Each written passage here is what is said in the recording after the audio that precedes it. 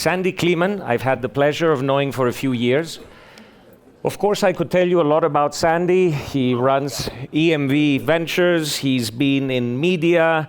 He has produced great movies like The Aviator and U2 3D.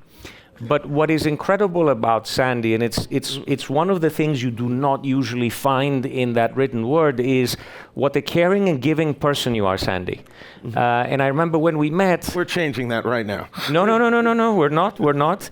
I remember meeting in LA, and the first thing you asked is, what can I do for you? How can I help you? And you know, I've worked in the States a lot. I hadn't come across that. And it's genuine. You're always caring, you're always giving. And one thing that is close to your heart and I love is storytelling. You're amazing at it. And I want to go back and start in saying storytelling. Why is it so important for you? Well, before we do that, firstly, if there's any country that has a great story, it's Monaco. There are so many. So by the way, you can lure Grace Kelly to Monaco. That you can actually take Hollywood out of Hollywood and put it on the Mediterranean. So good for you. And I want to thank the government of Monaco and Tassos and Monaco Day here at Davos, because it is about critical thinking, it is about storytelling, it is about the stories of the people that you're seeing. By the way, just to answer a few questions that were asked in the last session, there is no AI that's going to replace either Ben Lamb or Ida Lu. What they do, I don't, when you talk into an LLM, you're not going to get the sort of attentive listening, processing, and humanity that leads to the vision of Colossal, or the kind of direct relationship that Ida, as a truly experienced advisor, and it's not just a banker. No one hires someone to be a banker. They hire someone to be the person in their life that helps shape their future, that they can trust. And trust is something we don't talk enough about at Davos. And by the way, this is my 31st Davos. Wow. And what I love about it is the first Davos where I woke up in the morning and I said, did any country make an offer for Monaco today? I just don't, you probably can do the pricing right here, right now. We have people from the government do it right here. So in any event, to me, I'm just thrilled to be here because at the end of the day, for me, Davos is life-changing.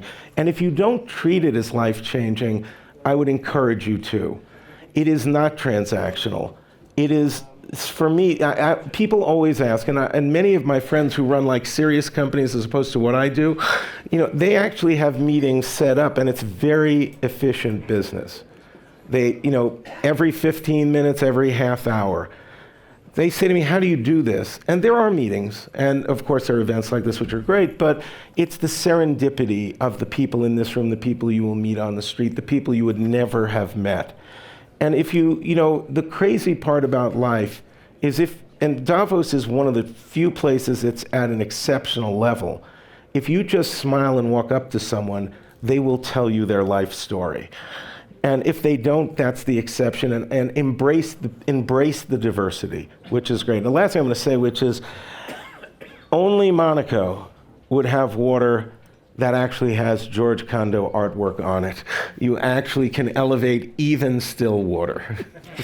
We aim to please, Sandy. We aim to please. Let's look back, and I find it fascinating every time I talk to you. Let's look at the time where storytelling, or this ability to connect as human beings, right? To go out, as you say, and smile and listen, where really that changed the trajectory, whether it is, I won't say your life necessarily, but happy to do that, or at least a deal, something that completely pivoted. Well, firstly, I grew up in the Bronx, neither parent went to college, and there's no reason on earth I should be here. So you start with that. And then you look at the other end of the spectrum, which is Davos, this conversation. And just to put a fine point on Ida Lu, the Lu family and I are extended family.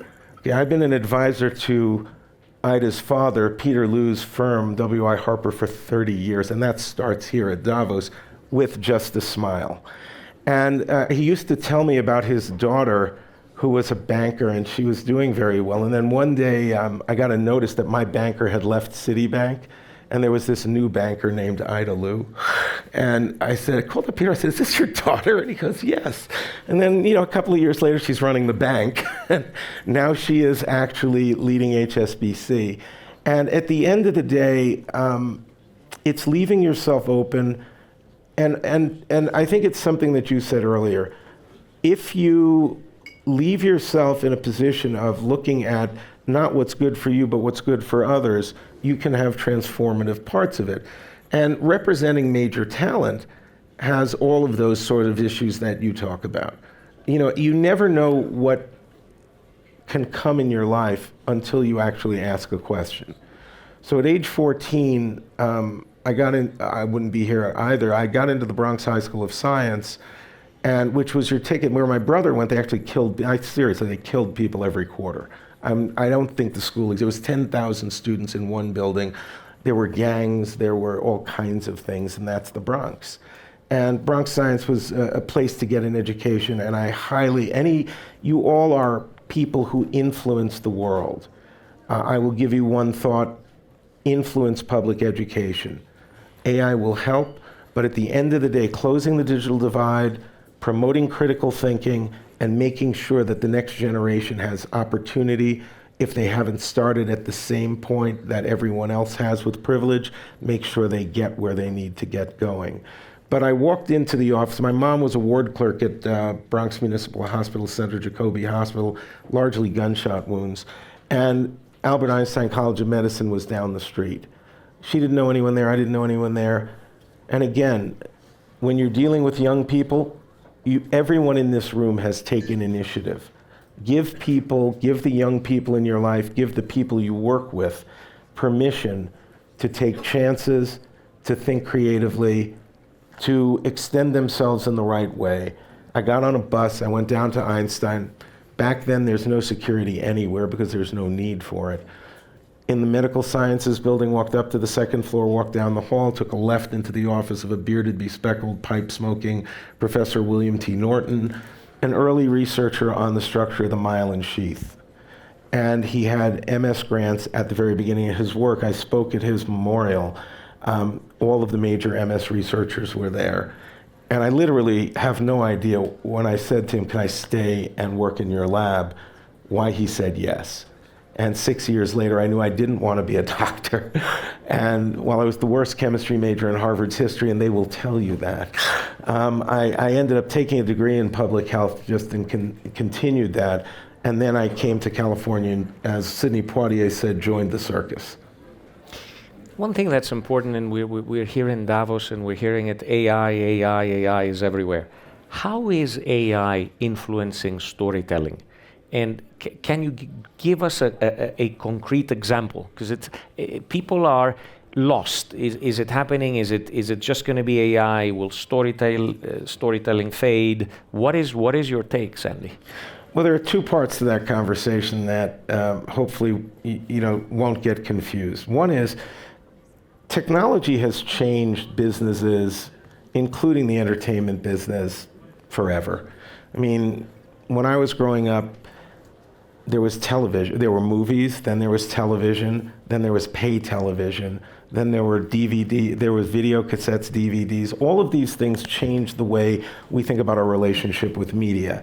But also when you think about Game of Thrones, there's no Game of Thrones without visual effects. Now AI can make those visual effects more impactful, less expensive, and frankly more democratized, which is to me the greatest impact that AI will have. AI at this point is very much a tool. We don't yet know how much of it will be an accompaniment to the creative process for quite a long time. The question that people worry about in their science fiction worlds is, will it replace the human? Exactly. And I have my own theories that it may in some regards, but on the other hand, what it's also going to be is an explosion of creative work. And if you look at how everyone lives, and particularly Gen Z, they're spending massive amounts of time multitasking on transmedia across so many different areas. And the questions that I was dealing with one of the largest literary agencies that has 400 authors, of which maybe Half of them are estates. The authors have passed away. And when you think about how AI can deal with that, think about this. Ian Fleming has passed on, and yet we're still reading new James Bond novels because they hire someone. And what does that person do? That person basically reads all of the Ian Fleming novels, it's all of the James Bond history, immerses himself in the Bond of it all, and then creates a new Bond. And the question is, will an LLM then process all of those books? All he's done is processed all those books and then applied his own creativity. So the question is, between man and machine, when the machine has processed all of those inputs that were the spirit of Ian Fleming, is it going to be able to turn out the next product, or is it going to turn out a version of the next product that will be a better aid to the author, who then works with the sort of editing relationship that may now not be a human editor, which is going to work for some and not others? And the question is how close we will get to that. What I do think is going to happen is that these tools are going to be truly liberating for people. Just like and you know, the crazy part is, I've spent time, we do work in cybersecurity, and we've spent time with people who run very sophisticated coding firms, and they're no longer coding. As people who actually are at the top of that pyramid have said, I haven't written a line of code in months. And we will see on the technology side and on the creative side what the balance will be. I'll give you one example which I still am having trouble digesting. So we had a meeting last week. It was a company that came in, and we actually do research on movies, and we do focus groups. This company actually will do avatar focus groups. They will take human beings, and then they will turn them into avatars. And then they will run the film or the television show for avatars. So I'm going, well, let me understand this as zeros and ones going to zeros and ones. And they say it actually is highly accurate in terms of what you learn from those focus groups. Now, I come from an old school of focus groups. I don't know if you guys are movie fans, but you know, let me give you a couple of thoughts on how we used to evaluate, you know, the data that would come in. You get a group together, and you might do it more than once. And generally, the scenes that actually made you angry and the scenes that made you happiest were often the same scenes. And those were like the money scenes. And those were the scenes that people talked about. By the way, I was involved early on with a film where there was nothing happy and only angry. And we still released the film, and it was clearly not going to work. You know, by the way, for those who remember, like, Meet John Doe, which, if you haven't seen the film, is a good film to watch based on the geopolitics of today. It's the Depression, and Gary Cooper is in Hooverville. He's an indigent hobo, and they need to create a spokesperson who is going to commit suicide on Christmas Eve in protest. And it's actually a Christ story. It's an amazing story. In the end, and this is Frank Capra, it's a masterpiece. In the end, the original film, he actually commits suicide. Every audience hated it, they changed it. The John Doe group comes and says, we still love you, we believe in you, and the film becomes a hit. By the way, at the end of, just understand for those that remember Pretty Woman, the original Pretty Woman was a script called 3000. And I think it was supposed to be Sean Connery instead of Richard Gere. And 3,000 is how much he paid the Julia Roberts character. And instead of it being a film about happy prostitutes, basically the end scene was he took her and threw her face down into the street at the end of the movie. This would probably not have made as much money as Pretty Woman. But you know, the notion that we can actually create avatars that can represent and analyze film. I'll give you two thoughts that ran through my mind in that meeting. One is, well, the third was, I think I need to go away and just like retire, which I will never do. But the others were, I actually want to understand this better. And then the practical side was this will allow them to test films all over the world in places we would never be able to test a film.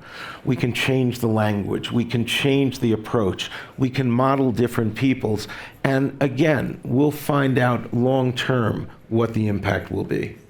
Sandy, we could continue on and on. It is a treat to have you. I thank you for being with us, and I really look forward to continuing this conversation. Well, I'm going to give you one thought as I leave, and thank you, Tassos, for actually doing this. Because, by the way, thank everybody for not being with the president.